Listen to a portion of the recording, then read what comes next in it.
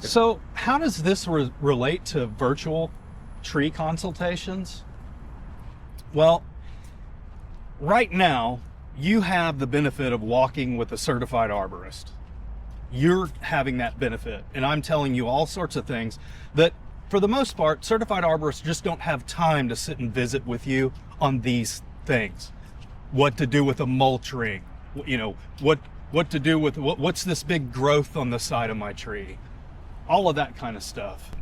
Most arborists, there are not a lot of arborists to go around. So when you have things you need just answers and good solid advice on, you're kind of at a loss, because most arborists are out there having to sell work. They're having to, you know, go site to site and write big pruning bids and things like that.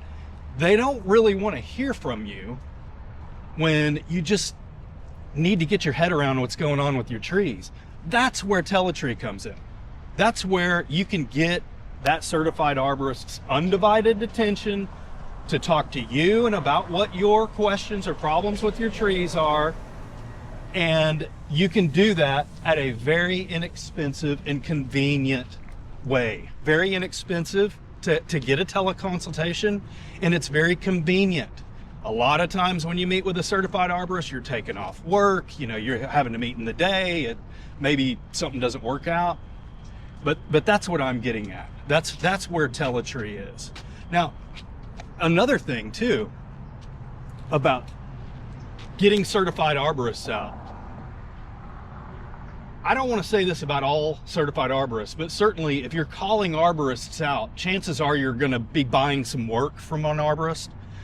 Sometimes it's not what you need to do. There's been a push for the last 15 years in the industry, in the marketing side of the industry, to do these injections, tree injections, which tree injections have their place.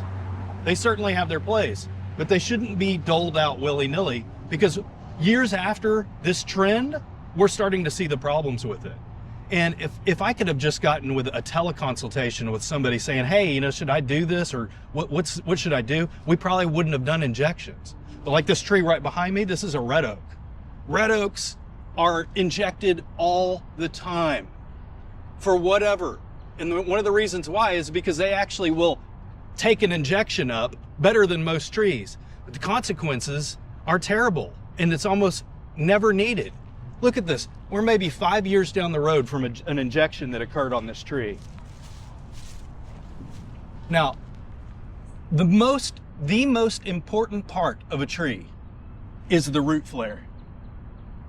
This is where everything exchanges from the top or from the bottom, and it passes through on the outer edge of the root flare. Now I want you to look at this discoloration. Look at this discoloration. It's all the way around the tree.